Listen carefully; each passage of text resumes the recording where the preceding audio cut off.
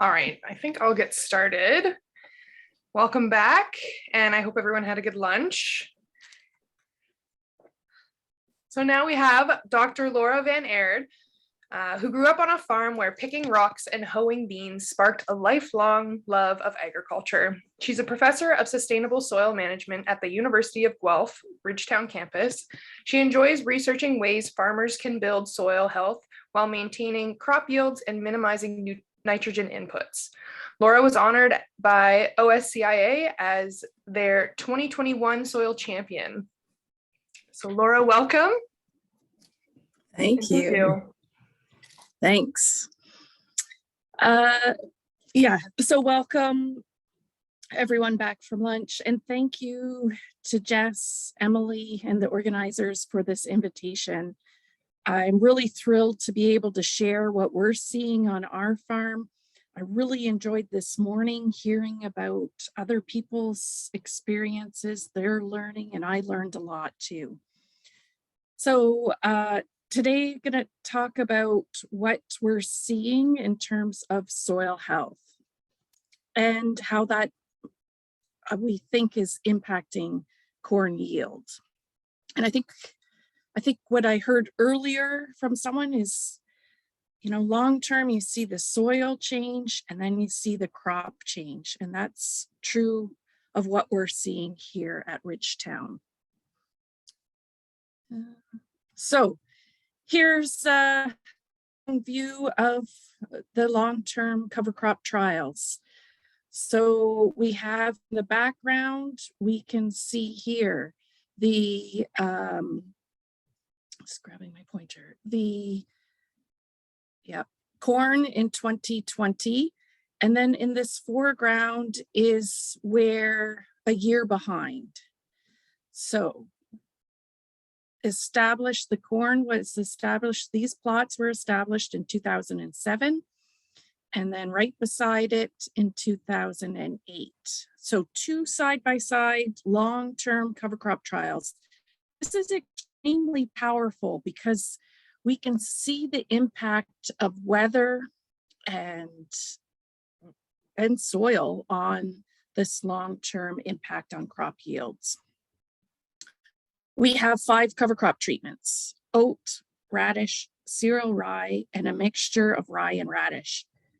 Like, don't forget, 15 years ago, it was pretty innovative to put in a mix.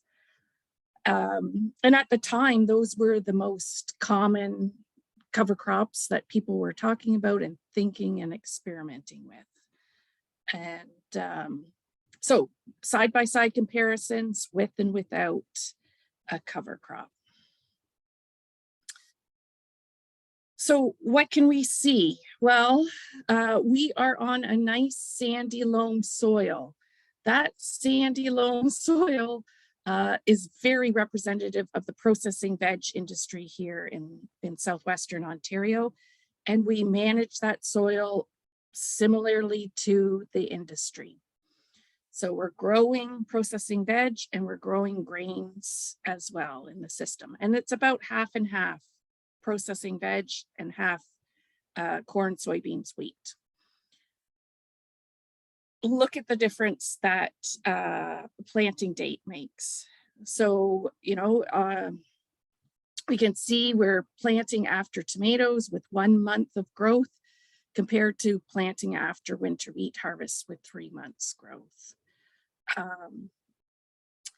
So I'm going to show you a bit about what we do in terms of production practices. So how do we manage the cover crops? How do we manage the crop? We definitely take a systems-based approach. So if we start at the top, we start with after we harvest the main crop. We will incorporate those residues and then plant in the cover crops. Those cover crops are left to overwinter. That overwintering is, we just leave it there. Then in the spring, and it depends on which crop we're going to grow, we will terminate the cover crops. We always terminate but sometimes we allow the cereal rye to get big. One of the main reasons is we want to push the system. Definitely my advice if you got cereal rye is terminate early when it's actively growing. All right, so after termination, we will incorporate those residues. High-speed disc, cultivator, really depends on how much residue is there and what crop we're growing. Do we have to transplant tomatoes or not? So those are all factored in. After tilling, we will plant our main crop. And so for this talk, we'll be focusing on the 2020 and 2021 corn yield. So that's our approach. Here I've got it all laid out. So starting in 2007, and then right beside it, we started in 2008. So we have a mixture of the vegetable crops and grain crops. After harvest, we plant a cover crop. So you can see here the crops and when we were able to get a cover crop or winter wheat, which, essentially behaves as a cover crop. Okay, so this is our system. In 2015 and 16, a graduate student, Eerd Chahal, looked at soil health. So at this time, we had planted cover crops 6 times in the 8 years prior to the tomato year. She looked at soil health and she saw some positive impacts of cover crops on soil health. Then in 2019, we were able to partner with the Soil Health Institute. So the Soil Health Institute, they sampled North American-wide long-term research plots that had been in there at least 10 years. So that was their criteria. They used other criteria, but the main one was you have a long-term, you're doing comparisons with the control, and you're looking at soil health practices. So let's have a look at what they saw in 2019. Let's look at soil health data. Okay. So here we have the different cover crop treatments that they sampled. And this is annual cover crops grown 9 times in 11 years. And in this case, what they measured was soil organic matter.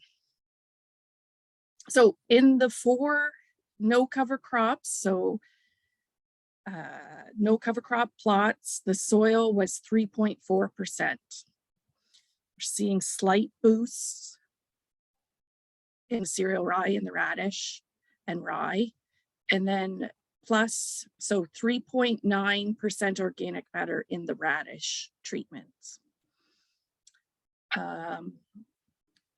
If you're curious about the stats, that wasn't statistically different, but there's a lot of variability in the soil, even when you do small plots.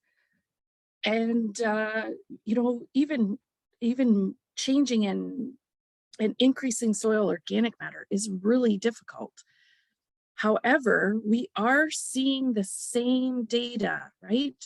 So in 2019 and in 2015 and 16, it was about a 15% increase in soil organic matter with long-term cover cropping versus the no cover crops.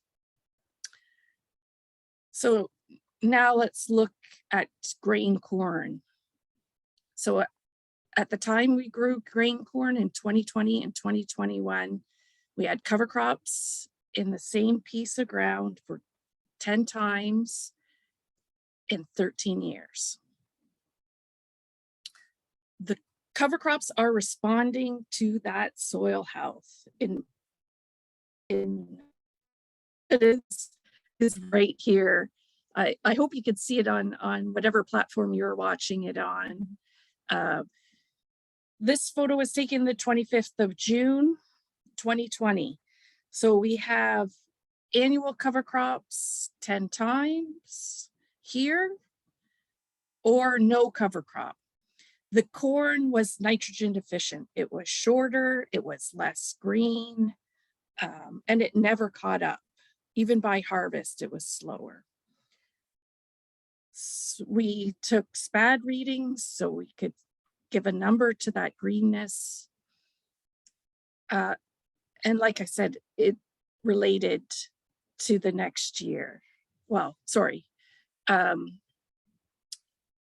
Like I said, that nitrogen deficiency, it translated into yield. So what did we see? Corn grain yield. This is dry bushels. Let me start off by saying we are on a productive sandy loam soil. This yield, this corn was grown with only starter nitrogen, so 30 pounds up front. And we're yielding in a relatively dry year of 2020, 187 bushels of corn. And, you know, slight boost with the long-term cover cropping. Radish, look at those numbers. 100, well, yeah, so we went for 187 to add another 59 bushels. This data set has, each bar has 16 observations. So that's the average of 16 areas that we harvested. It's pretty powerful. And I think it, well, here's the reason why I think it's related to soil health. So we went to to that data set that the Soil Health Institute provided. They measured the soil organic matter. So independent measurement of soil organic matter from our plots. And when we plot soil organic matter to corn dry yields, we see this great relationship. It explains 54% of the data, right? So percent organic matter, 54% of the variability in yield can be explained by soil organic matter. That's the resiliency, right? So we, like you could say, oh, you messed up your nitrogen rate. Well, the soil protected yield by breaking down organic matter and releasing that nitrogen to the corn crop. The other part of that resiliency is we were really dry in 2020. So the soil dried out.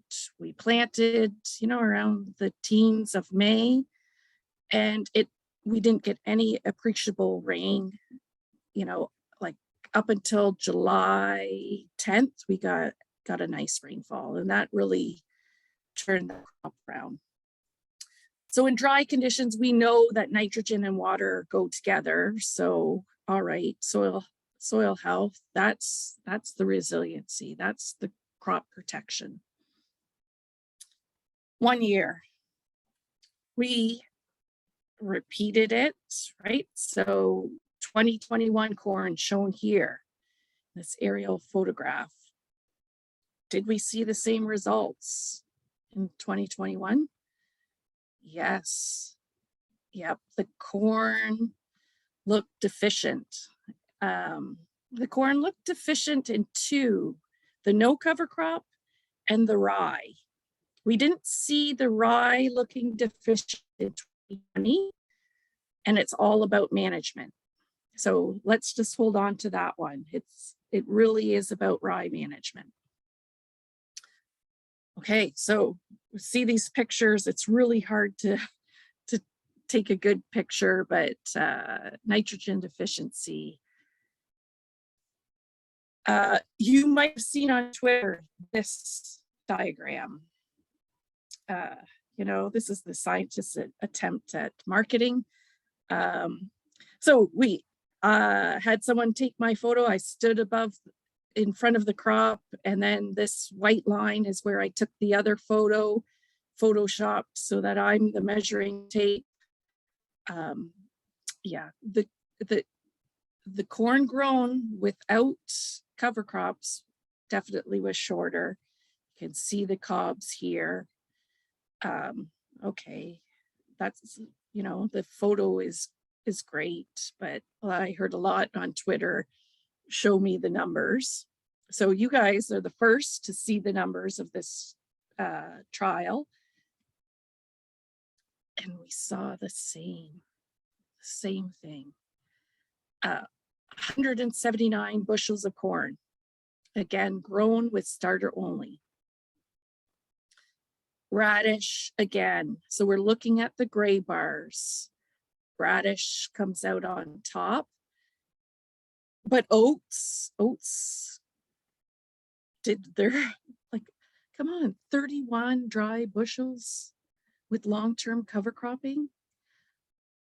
It took me a while. Double check, Sean checked the data. It is there. And when you look at the crop, you could see it in the crop. All right, so I said there was two that were deficient. It was the rye. Rye in 2021 was hurting for nitrogen, and we know why. This was, I asked Sean, the technician, I said, let's push the system, right? We had good results in 2020, let's push the system. And so we let the rye get big. I wouldn't recommend this. It's not for the faint of heart. Usually expect that this would immobilize nitrogen. This much rye could have, you know, pretty damaging effects on your corn. But because we've increased organic matter, the soil is resilient. It's able to accept what we throw at it and protect the corn crop. All right, so, you know, I never would have predicted I would be saying these numbers. I really thought that, you know, if we could get some slight yield increases, yeah, all right, I'll give you that. It's, you know, it's not every cover crop, but if I look at the data over all of the years, so we've had cover crops here since 2007 in this area. Here's the numbers on our soil type. So we've planted cover crops 165 times. Only twice have we hurt corn yield. So 165 times we planted on individual plots, 163 times yield were as good as or better with the cover crop.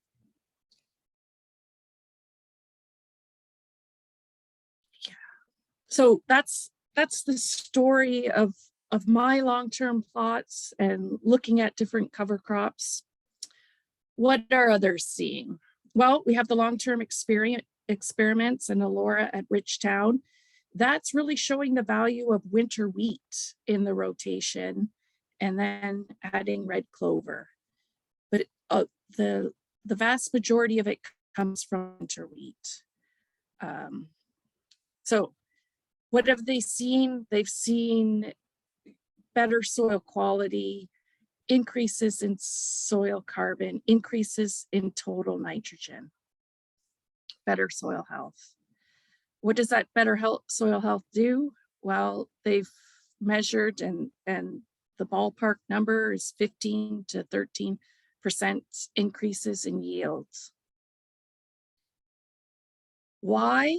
Well, I admit my bias. I really enjoy the soil health, but you know, the soil health provides soil nitrogen, and it's through that organic matter, through that improved soil health, that you have more nitrogen available to your corn crop.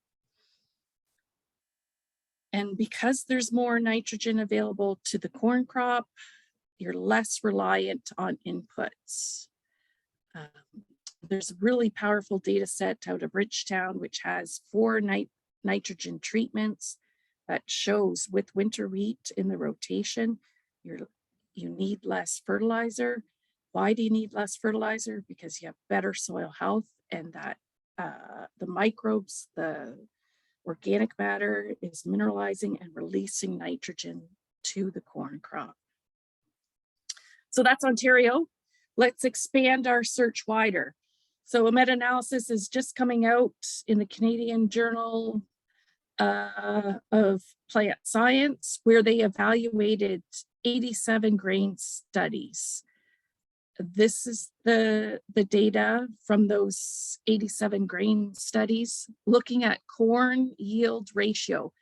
So they take the ratio of with the cover crop divided by no cover crop. If it's 1, there's no difference. If it's above, then the cover crop has increased yield. So what we see from this data set is even using cover crop for the first time, we have a yield gain of 12%. And the N number here is the number of observations. If you're using cover crops more than once, the numbers in this data set show 25% greater increases in corn yield. So that's meta-analysis. What about the Soil Health Institute? So they sampled many sites across North America. Included in that was 10 sites that had cover crop treatments. The data is in, the lowest value is 11%. And at one site, they cover crop use increased soil organic matter by 42%.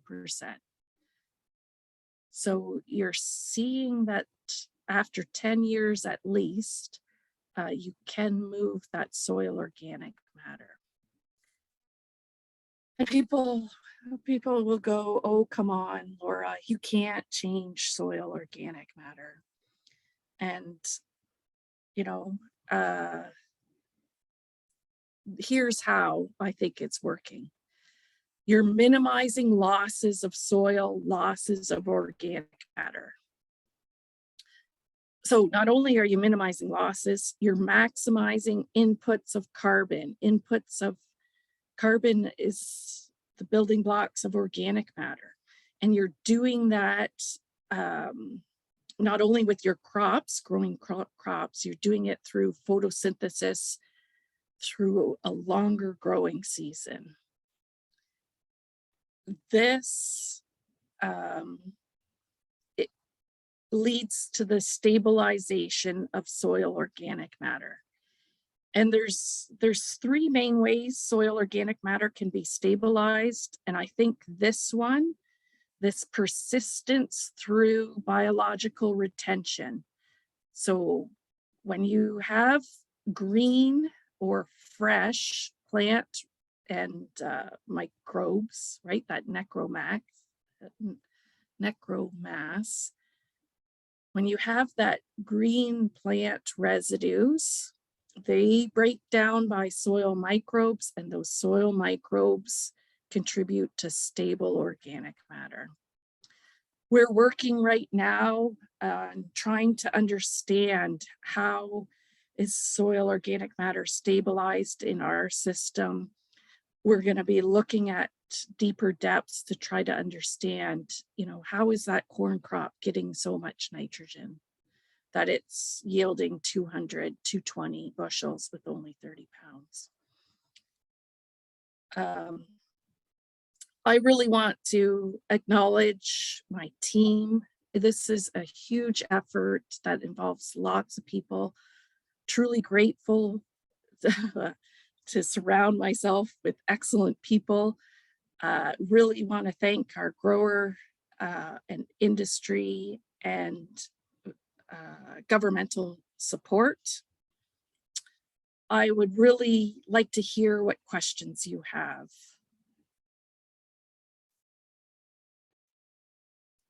Thanks, Laura. That was great. Yeah, and if there are questions, that would be great if you can chime in now.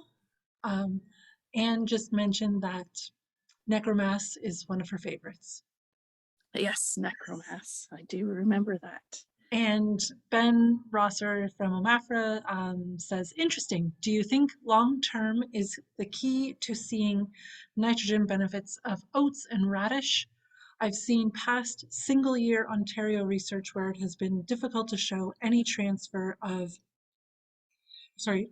credit of nitrogen from oats, radish, or pea-type cover crops to corn the following year, even when those covers had N. For example, manure after wheat. Yep, that's absolutely true, Ben, and that's what we've observed in our trials, that the short term, especially, there is no nitrogen credit in the short term. However, what we are seeing with the long term and with the increases in soil organic matter, we are seeing that mineralization is in timing with the cover crop. So we have mineralization not only of the cover crop residues, but also the organic matter that's in the system. And so, yeah, you're absolutely right. And we have that same data too. John, go ahead.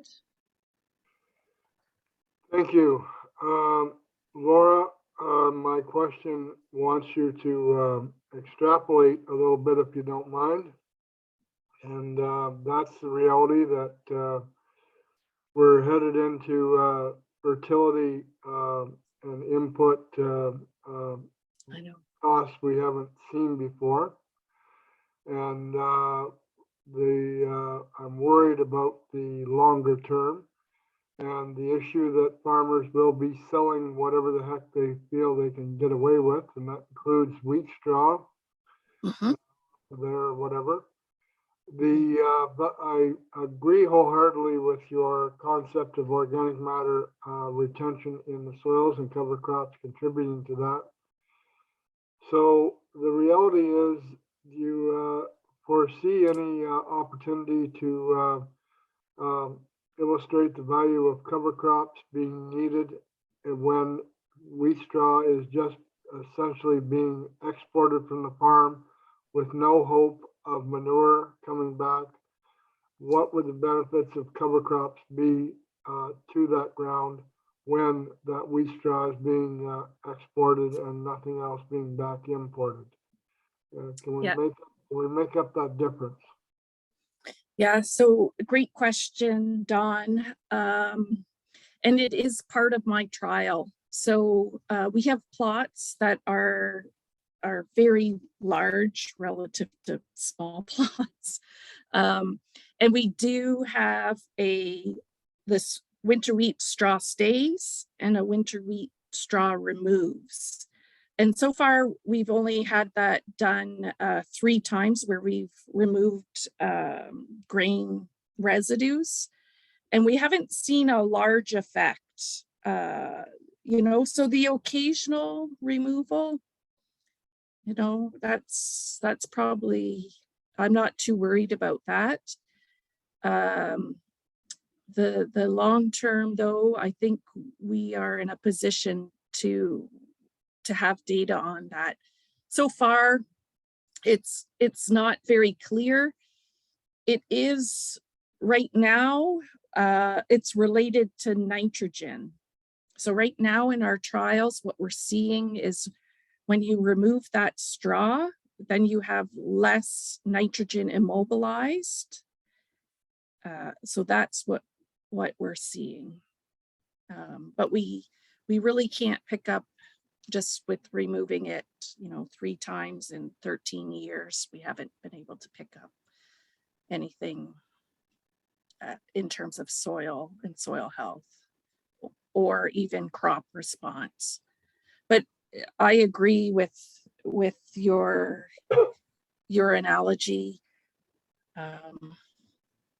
and it will be a concern for the long term. Thank The you. good, yeah, the good news, I think, is that we have other options, right? We And have, hopefully that, yeah, go ahead. no, sorry, you can finish that thought. We just have one more question. I won't start, so hopefully. The last question is, was there any measurements of P and K over this period? Yes, yes, we do. And we haven't seen any differences, but that's because we blanket apply P and K across the whole trial. And we are pretty high because we are managing P and K for the processing tomatoes. And so we're not shy on applying P and K fertilizer. Yeah, my focus has been on nitrogen, and we haven't, well, I guess I need to look further into the 2019 Soil Health Institute. They also measured P and K, so we'll have to look into that a little bit further, but I would be surprised if we saw any differences just because of our blanket applications of fertilizer. Great, thank you. And thank you for your presentation. You laid it out so succinctly and beautifully, so I really appreciate that. Thank you. Oh, you're welcome. Thank you, everyone.